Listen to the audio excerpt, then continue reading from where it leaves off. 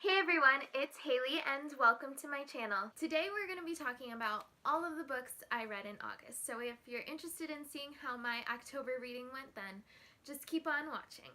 So altogether I read 6 books in the month of August, 2 of which were pretty big in size, so I feel like altogether my reading month was really successful. Since it was October and kind of the real start to fall in my opinion, I really tried to focus on some spookier, more atmospheric books. So the first book that I read in the month of October was Harry Potter and the Order of the Phoenix. I actually started this in the month of September, but I read the majority of it and finished it in October, so I'm counting it towards this month. But of course, this is the 5th book in the Harry Potter series. This is the book where we really start to get so many reveals about Harry's role against Lord Voldemort and really the direction that the rest of the series is gonna go from here. That is definitely one of my favorite parts of this novel, is really getting the answers that kind of pop up in the first 4 books. And of course, it's always so fun to read this book because Harry and Sirius in particular are so angsty. Harry, as a 15-year-old, is such a stereotypical teenager. He just is so angry at everyone, and it's really interesting to see how that attitude affects the things that go on in this book and his relationship with other people. And of course, in this book, we are introduced to none other than Dolores Umbridge, who is that character that everyone, including myself, absolutely loves to hate. So this is really like a very important piece to the entire Harry Potter saga. This has so many really iconic moments and characters in it that reading this again for who knows how many times has really been so much fun, and I cannot wait to continue the series throughout the month of November. The next book I read, unfortunately, was not quite as enjoyable. It was my least favorite book of the month, and I think some people are going to be kind of surprised to learn that it was It by Stephen King. If you don't know, it is about a small town called Derry, Maine, where this evil entity that has been dubbed It attacks children and really feeds on the fear of the townspeople about every 27 years or so. And this is really about a group of 7 friends who come together as kids to fight it and are again called back to the town of Derry, Maine 27 years later to hopefully finish it once and for all. Of course, Stephen King is a masterful storyteller. He really knows how to paint a picture with his words and knows how to put together a very unique premise. But unfortunately, since this particular copy is almost 1,200 words, it is incredibly long-winded. I honestly think this book could have benefited from being half of the size that it is. There are so many moments that feel completely unnecessary and some characters that just kind of act as caricatures.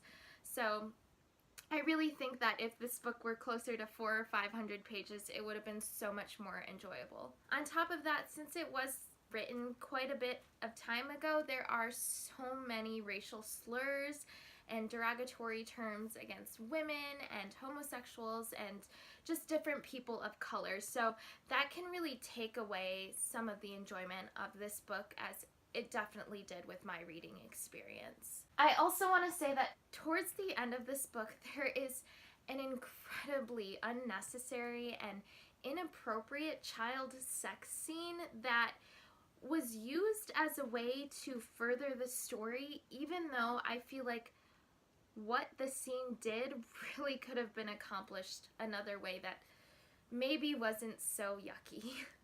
All in all, I gave this 2 stars. I was at first settling between 2 and 3 stars, but the more that I've sat on this, the more I feel like it's definitely a 2-star over a 3-star for me. Oh, and Harry Potter was, of course, a 5-star. The next book that I read on ebook was You by Caroline Kepnes. You is a story about Joe, who works in a bookstore, when one day a girl named Beck enters and he immediately feels like he's fallen in love and she becomes the object of his affection or obsession. So, You is a very unique novel in that it takes place from Joe's perspective and he talks to the reader as if the reader is Beck. So he says stuff like, "You look so beautiful today. What are you doing?" That kind of thing, which really adds a very cool and unique tone to the story. It's interesting to be inside the mind of Joe and to really hear his thoughts and his motivations. But other than that, I felt like the story was kind of lacking. I felt like the direction it took at times was not completely thought out, and honestly, I found the ending a bit predictable. It wasn't my favorite thriller. It was very different and unique, like I said, and I'm happy that I read it and now I am watching the TV show. But other than that, it wasn't anything too exciting. But if you are interested in the formatting of this book and the storyline, the kind of stalker from the villain's perspective story, then I would definitely recommend this. It wasn't anything more than a 3-star for me. On the other hand, the next book I read was probably one of my favorite thrillers I've read this year besides Big Little Lies by Liane Moriarty, and that was The Kind Worth Killing by Peter Swanson. This book is so good. It starts in an airport when Ted and Lily meet after finding out that the flight that they are both on has been delayed.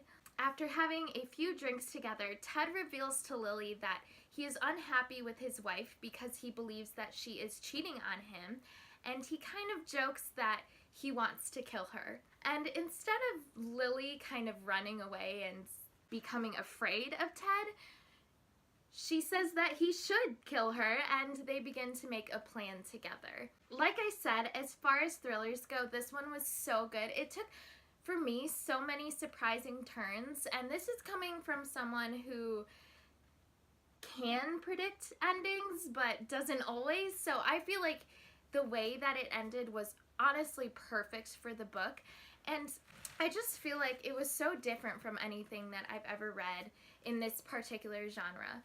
I felt like it had just like a whole slew of morally gray characters, and it was really engaging to read about their motivations and their backgrounds, particularly Lily. She has a very colorful past, and reading from her perspective and starting to understand why she does the things that she does is something that definitely kept me reading throughout this book. It was, like I said, a really great thriller, so I ended up giving it 4 out of 5 stars. The next book I read in the month of October was Scythe by Neil Shusterman. I'm not entirely sure how to pronounce that. But in Scythe, there is a world very similar to our own, just a bit in the future, where disease, aging, and even natural death has been conquered. So the only way to really keep control of the population is through the killing, or as they call it, the gleaning of people by those that are appointed to the role of the Scythe. And in this story, we follow Citra and Rowan, who are 2 teenagers that are appointed to be apprentices to a Scythe, even though they do not want this role at all. It takes place over the span of the year as they learn the art of killing, and we really get to see their attitudes towards the world change as they get more knowledge about what goes into being a Scythe. I felt like this story and this world were so well painted, and I had so much fun learning about what it meant to be a Scythe and the different rules of it. I just felt like it was such an engaging story. Even though there were parts that I felt like were kind of predictable, I really didn't find that it took away from my reading experience. I do plan on reading Thunderhead, which is right there, in the month of November, and I'm so excited to continue on because I felt like the Scythedom and the history were so well fleshed out and so interesting that I almost want like a companion novel that just goes into the rules and the history of Scythes. And the final book that I read in the month of October was The Widow by Fiona Barton. I actually finished this on November 1st, but I read the majority of it in October, so I feel like I feel like it counts. But this is, again, another thriller, as you have probably noticed from my reading this month, and it takes place over 2 timelines. The first of which is when a 2-year-old by the name of Bella is kidnapped from her home, and we begin to follow the investigation of it that leads to this man called Glenn. In the second timeline, we're really following Glenn's wife, Jean, after Glenn is tragically killed in an accident. Since this takes place in 2 timelines that are really woven together and not told in a chronological order, I found that at times I really had trouble kind of placing myself in the story and knowing what was happening in relation to one another. So that kind of really took away from my experience reading this. And other than that, I found the ending so anticlimactic. I didn't enjoy it at all. I thought the way that it ended was really unsatisfying and nothing super, and it wasn't what I expected from this novel, because I have heard such good things. It's kind of along the vein of The Girl on a Train or Gone Girl, where you have a unreliable narrator. But other than that, I didn't feel that there was anything completely unique about this novel, so I really found it to be pretty average, and I gave it 3 stars. Now, in terms of thrillers and where this sits in relationship to the other books that I read this month, I think I definitely recommend You over The Widow, even though they both got 3 stars from me. So that completes this video, and those are the 6 books that I read in the month of October. If you'd like to, please let me know down below what you read during the month and which books were your favorite. If you'd like to, I hope you'll choose to subscribe, and I hope to see you in my next video. Bye!